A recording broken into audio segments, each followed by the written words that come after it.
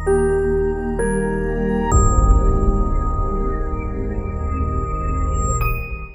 ടാക്കീസിലേക്ക് വീണ്ടും സ്വാഗതം. ഇന്ന് ഞാൻ പറയാൻ പോകുന്നത് ബാൾട്ടി എന്ന ചിത്രത്തെ കുറിച്ചാണ്. ഡയറക്റ്റഡ് ബൈ ഉണ്ണി ശിവലിംഗം, റൈറ്റേഴ്സ് ഉണ്ണി ശിവലിംഗം, ഡി രാമകൃഷ്ണൻ. ഇതിലെ ആക്ടേഴ്സ് ഷൈനികം, പ്രീതി, ശാന്തിനു, ഭാഗ്യരാജ്, അൽഫോൺസ് പുത്രൻ, പൂർണിമ ഇന്ദ്രജിത്ത് തുടങ്ങിയവരാണ്. ഉദയനായിട്ട് ഷൈനികവും കാവേരിയായിട്ട് പ്രീതിയാണ് അഭിനയിക്കുന്നത്. അൽഫോൺസ് പുത്രൻ സോഡാ ബാബുവായിട്ടാണ് എത്തുന്നത്. അവരെന്നെ പൂർണിമ ഇന്ദ്രജിത്ത് ജീമ എന്ന കഥാപാത്രത്തെയാണ് അവതരിപ്പിക്കുന്നത്. ഇതിന്റെ ഫോട്ടോഗ്രാഫി കൈകാര്യം ചെയ്തിരിക്കുന്നത് അലക്സ് ടി പുള്ളിക്കലാണ്.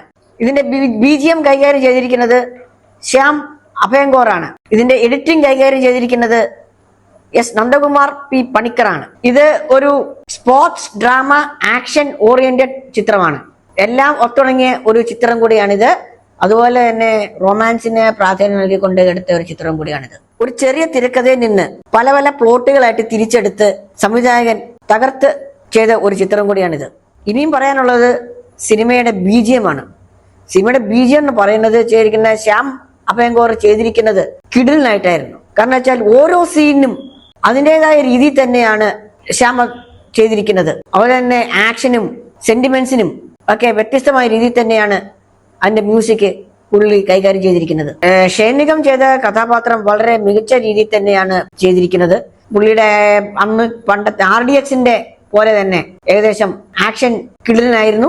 പുള്ളി കൂടുതലും നല്ല രീതിയിൽ തന്നെയാണ് ഇപ്പൊ ചെയ്തിരിക്കുന്നത്. നായിക പ്രീതി ചെയ്ത കഥാപാത്രം മികവറ്റായിരുന്നു, മികച്ച രീതിയിൽ തന്നെയാണ് ചെയ്തിരിക്കുന്നത്. പൂർണിമ ഇന്ദ്രജിത്ത് അഭിനയിച്ച കഥാപാത്രവും വ്യത്യസ്തമായിരുന്നു. ജീമ എന്ന കഥാപാത്രം, ഭൈരവൻ എന്ന കഥാപാത്രം അടിപൊളിയായിരുന്നു. പുള്ളിയുടെ ആ വേഷവും ആ ഒരു നിപ്പ് കണ്ടു കഴിഞ്ഞാൽ കിടിലനായിരുന്നു. ഏകദേശം 2.5 മണിക്കൂറാണ് ചിത്രത്തിന്റെ ദൈർഘ്യം.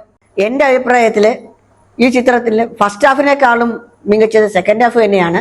സെക്കൻഡ് ഹാഫിൽ കൂടുതലും ആക്ഷൻ സീക്വൻസും കാര്യങ്ങളൊക്കെയാണ് കൂടുതലും കാണിക്കുന്നത്. ഇന്റർവെല്ലിന്റെ സമയത്ത് സിനിമയുടെ അണിയറ പ്രവർത്തകര് എത്തിയിട്ടുണ്ടായിരുന്നു. ഷൈനികവും അതുപോലെ തന്നെ ബാക്കി അണിയറ പ്രവർത്തകരും എത്തിയിട്ടുണ്ടായിരുന്നു. അവരവരുടെ സിനിമയുടെ പ്രൊമോഷന് വേണ്ടിയാണ് അവർ എത്തിയിരുന്നത്. ഇതൊരു ആക്ഷൻ സ്പോർട്സ് ചിത്രം ആയതുകൊണ്ട് ആക്ഷൻ സ്പോർട്സും ഇഷ്ടപ്പെടുന്നവർക്ക് ഈ സിനിമ ഇഷ്ടപ്പെടാൻ സാധ്യതയുണ്ട്. നിങ്ങളുടെ വിലയേറിയ അഭിപ്രായങ്ങളും നിർദ്ദേശങ്ങളും കമന്റ് ബോക്സിൽ രേഖപ്പെടുത്താൻ മറക്കരുത്.